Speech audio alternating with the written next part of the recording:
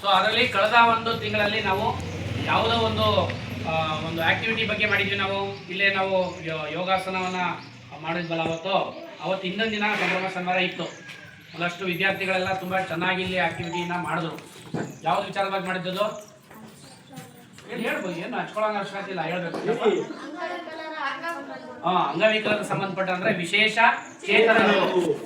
ಚೇತನರು ಅನ್ನೋಕ್ಕೆ ಸಂಬಂಧಪಟ್ಟಂತೆ ಒಂದು ಆಕ್ಟಿವಿಟಿನ ಮಾಡಿ ಅದರಲ್ಲಿ ವಿಶೇಷ ಚೇತನರು ಕೂಡ ಒಂದು ಚಾಲೆಂಜಿಂಗ್ ಆಗಿ ಬದುಕುವಂಥದ್ದು ಮತ್ತೆ ಸಾಧನೆ ಮಾಡಿರ್ತಕ್ಕಂಥದ್ದು ನಮ್ಮ ದೇಶದಲ್ಲಾಗ್ಬೋದು, ಪ್ರಪಂಚದಲ್ಲಾಗ್ಬೋದು, ದೇಶದ ಒಂದು ಏಳಿಗೆಯನ್ನ ಹೆಚ್ಚಿರ್ತಕ್ಕಂಥ ಒಂದು ಸಾಧನೆಗಳನ್ನ ಮಾಡಿರ್ತಕ್ಕಂಥದ್ದು ಕಳೆದ ಒಂದು ಜೂನ್ ಮಾಹೆಯಲ್ಲಿ ನಾವು ಆಕ್ಟಿವಿಟಿನ ಮಾಡಿದ್ವಿ.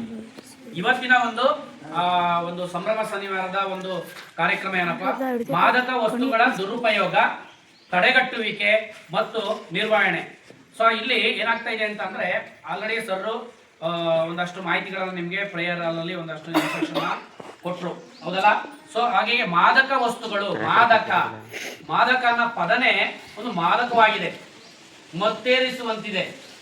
ನಮಗೆ ನಮ್ಮ ಒಂದು ಮೆದುಳನ್ನ ಕಂಟ್ರೋಲಿಂಗ್ ಆಗಿ ನಮ್ಮ ಕೈಲಿ ಇಟ್ಕೊಳ್ಳೋಕ್ಕಾಗ್ತಾನೆ ಬೇರೆ ವಸ್ತು ನಮ್ಮ ಮೆದುಳನ್ನ ಕಂಟ್ರೋಲ್ ಅಲ್ಲಿ ಇಟ್ಕೊಳ್ಳೋಂತ ಒಂದು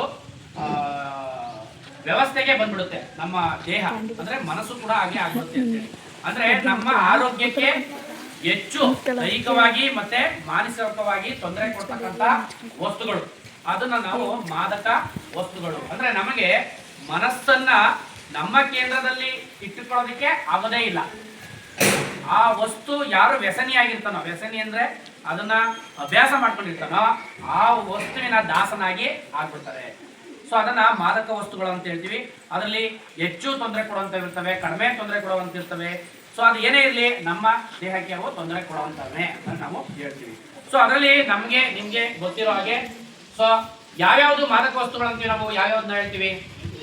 ಅದು ಬೀಡಿ, ಸಿಗರೇಟ್, ಆಮೇಲೆ ಏನಪ್ಪ ಚೈನಿ ಕೈನಿ, ಆಮೇಲೆ ಮಧು, ಆಮೇಲೆ ವಿಮಲ್, ಆಮೇಲೆ ಹನ್ಸ್, ಆಮೇಲೆ ಮಿರಾಜ್, ಮಧು, ಮಿರಾಜ್. ನೋಡಿ ಹೆಸರನ್ನ ಈ ಮಾದಕ ವಸ್ತುಗಳಿಗೆ ಯಾವ ರೀತಿ ಹೆಸರು ಇಟ್ಟಿದ್ದಾರೆ ನೋಡಿ, ನೋಡ್ತಾ ಇದ್ರಲ್ಲ, ಕೇಳಿಸ್ಕೊತಾ ಇದ್ರಲ್ಲ. ಮಧು, ಆಕ್ಚುಲಿ ಮಧು ಅನ್ನೋದು ಒಳ್ಳೆ ಹೆಸರದು, ಆದ್ರೆ ಮಾದಕ ವಸ್ತುಗೆ ಇಟ್ಟಿದ್ದಾರೆ ಅದನ್ನ.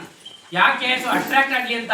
ಆಮೇಲೆ ಹನ್ಸ್, ಆಮೇಲೆ ಚೈನಿ ಕೈನಿ, ಆಮೇಲೆ ವಿಮಲ್ ಅನ್ನೋದು ಇದು ಕೂಡ ಅಟ್ರಾಕ್ಟಿವ್ ಆಗದ ಹೆಸರು.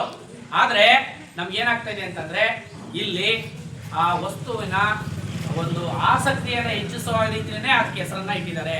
ಸೊ ಹಾಗಾಗಿ ನೀವೆಲ್ಲ ಹೇಳಿದಾಗೆ ಮತ್ತೆ ಇಲ್ಲಿ ಕಾಣ್ತಾ ಇದೆಯಲ್ಲ ಗಾಂಜಾ ಕಾಣ್ತಾ ಇದೆಯಲ್ಲ. ಸೊ ಹಾಗೇನೆ ಅಫೀಮ್, ಗಾಂಜಾ, ಅಫೀಮು ಮತ್ತೆ ಹೆರೋಯಿನ್ ಅಂತ ಹೇಳಿ ಇದು ಡ್ರಗ್ಸ್. ಆಮೇಲೆ ಕೊಕೇನ್, ಸೊ ಕೊಕೇನ್ ಅಂತಕ್ಕಂಥ ಒಂದು ಡ್ರಗ್ಸ್. ಮತ್ತೆ MDMA ಅಂತ ಟ್ಯಾಬ್ಲೆಟ್ಸ್ಗಳು, ಡ್ರಗ್ಸ್ ಟ್ಯಾಬ್ಲೆಟ್ಸ್. ಮತ್ತೆ ಕ್ಯಾಪ್ಸೂಲ್ಗಳ ರೂಪದಲ್ಲಿ ಕೂಡ ಡ್ರಗ್ಸ್ ಇದೆ. ಮತ್ತೆ ಮಾದಕ ದ್ರವ್ಯಗಳು, ಸೊ ಅಂದ್ರೆ ಈ ಕೆಲವು ವಸ್ತುಗಳಲ್ಲಿ ಕಾಫ್ ಸಿರಪ್ ಅಂತೇಳಿ ನಾವು ಕೆಮ್ಮಿಗೆ ಸಿರಪ್ಗಳನ್ನ ತಗೊಳ್ತೀವಿ. ಅದರಲ್ಲಿ ಒಂದು ವ್ಯಾಲ್ಯೂಬಲ್ ಇರ್ತಕ್ಕಂಥ ಮೆಡಿಸಿನ್ ಕೂಡ ಇರ್ತದೆ. ಆದ್ರೆ ಕೆಲವು ಒಂದು ಪರ್ಸೆಂಟೇಜು ಕೆಲವು ವಸ್ತುಗಳಲ್ಲಿ ಮಾದಕ ವಸ್ತುಗಳನ್ನ ಮತ್ತೇರಿಸುವಂತ ವಸ್ತುಗಳನ್ನ ಸೇರಿಸ್ಬಿಟ್ಟಿರ್ತಾರೆ. ಸೊ ಇವೆಲ್ಲನೂ ಕೂಡ ನಾವು ಮಾದಕ ವಸ್ತುಗಳಂತ ಹೇಳ್ತೀವಿ. ನಮ್ಮ ಊರುಗಳಲ್ಲಾಗ್ಬೋದು, ಬೇರೆ ಊರಲ್ಲಾಗ್ಬೋದು, ಇಡೀ ದೇಶದಲ್ಲಾಗ್ಬೋದು ಅಥವಾ ಪ್ರಪಂಚದಲ್ಲೇ ಆಗ್ಬೋದು, ಇದನ್ನ ಅಭ್ಯಾಸವಾಗಿ ಬಳಕೆ ಮಾಡ್ಕೊಂಡಿದ್ದಾರೆ. ಬಿಡಿ ಸೇದುವಂಥದ್ದು, ಸಿಗರೇಟ್ ಸೇದುವಂಥದ್ದು, ಹೌದಲ್ಲ? ಸಿಗರೇಟ್ ಸೇದುವಂಥದ್ದು, ಮತ್ತೆ ನೀವು ಹೇಳಿದಂಗೆ ಹನ್ಸ್ ತಿಂತಕ್ಕಂಥದ್ದು. ನೀವು ನೋಡಿರ್ಬೋದು ಇಷ್ಟೆಲ್ಲ ಅಭ್ಯಾಸಗಳನ್ನ ಮಾಡಿಟ್ಕೊಂಡಿರೋದ್ರಲ್ಲಿ ಬಿಡಿ ಸಿಗರೇಟ್ ನ ಸೇದುವಂತ ವ್ಯಕ್ತಿಗಳಿಗೆ ಏನೆಲ್ಲ ಯಾವ ರೀತಿ ಎಲ್ಲ ಪ್ರಾಬ್ಲಮ್ ಬರ್ತಾ ಇರ್ತದೆ? ಕ್ಯಾನ್ಸರ್ ಬರುತ್ತೆ ಅಂತ ವಿಷಯ ತಗೊಂಡಿದ್ದೀವಿ. ಸ್ಟಾರ್ಟಿಂಗ್ ಅವ್ರಿಗೆ ಯಾವ್ಯಾವ ರೀತಿ ಪ್ರಾಬ್ಲಮ್ ಆಗುತ್ತೆ? ಕೆಮ್ಮು ಬರುತ್ತೆ, ಆಮೇಲೆ ದಪ್ಪು ಗುಳ್ಳೆಗಳಾಗಿರುತ್ತೆ, ಆಮೇಲೆ ಹಾರ್ಟ್ ಅಟ್ಯಾಕ್ ಆಗುತ್ತೆ, ಆಮೇಲೆ ಹೊಟ್ಟೆ ಒಳಗಡೆ ಏನಾಗ್ತದೆ ತೊಂದರೆ ಆಗ್ತದೆ ಅಂತ ಹೇಳ್ತಾ ಇದ್ದೀರಾ. ಸೊ ಆಕ್ಚುಲಿ ಈ ಬೀಡಿ ಸಿಗರೇಟು ಸೇವನೆ ಮಾಡ್ತಕ್ಕಂಥ ವ್ಯಕ್ತಿಗಳಲ್ಲಿ ಅವರು ಅದರ ವ್ಯಸನಿಗಳಾಗಿ ನಮ್ಗೆ ಅದು ಬೇಕೇ ಬೇಕು ಅನ್ನೋ ರೀತಿಯಲ್ಲಿ ಅಭ್ಯಾಸವನ್ನ ಮಾಡ್ಕೊಂಡಿರ್ತಾರೆ. ಅದೇ ಅಭ್ಯಾಸ ಆಗ್ಬಿಟ್ಟಿರ್ತದೆ. ಅಡಿಕ್ಷನ್ ಅಂತ ಹೇಳ್ತೀವಿ. ಸೊ ಅದನ್ನ ಅಭ್ಯಾಸ ಮಾಡ್ಕೊಂಡಿರ್ತಕ್ಕಂಥ ಆಗಿರ್ತದೆ ಅಂತೇಳಿ ಹೇಳ್ತೀವಿ. ಸೊ ಹಾಗಾಗಿ ನಾವು ಒಂದು ವಿಚಾರವಾಗಿ ನಾವು ಕೇಳೋದಾದ್ರೆ ನೋಡಿರ್ಬೋದು ನೀವು, ನಾರ್ಮಲ್ ಆಗಿ ಕೆಮ್ಮು ಅಂತವ್ರಿಗೆ, ನಾರ್ಮಲ್ ಆಗಿ ಕೆಮ್ಮಂತರು ಅಂತಾರೆ ಏನೋ ನಮಗೆ ಉಸಿರಾಟಕ್ಕೆ ತೊಂದರೆ ಆಗಿರ್ಬೋದು ಅಥವಾ ತಿಂದಂಥ ಆಹಾರ ಪದಾರ್ಥದಲ್ಲಿ ಏನೋ ಪ್ರಾಬ್ಲಮ್ ಆಗಿದೆ ಕೆಮ್ಮು ಬರುತ್ತೆ. ಅದೇ ಬೀಡಿ ಸಿಗರೇಟು ಸೇದೋಂಥವ್ರಿಗೆ ಯಾವ ತರ ಪ್ರಾಬ್ಲಮ್ ಬರ್ತದೆ,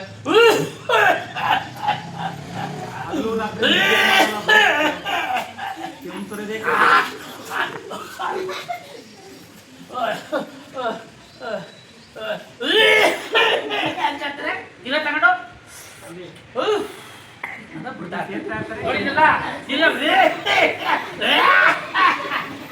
ಏನ್ ಇರ್ತಾರೆ ಹೌದಲ್ವಾ? ನೋಡಿದ್ರಲ್ಲ, ನಿಮ್ಮ ಮನೆಗಳಲ್ಲೂ ಕೂಡ ಈ ತರ ವ್ಯಕ್ತಿಗಳು ಇರ್ಬೋದು, ಹೌದಾ?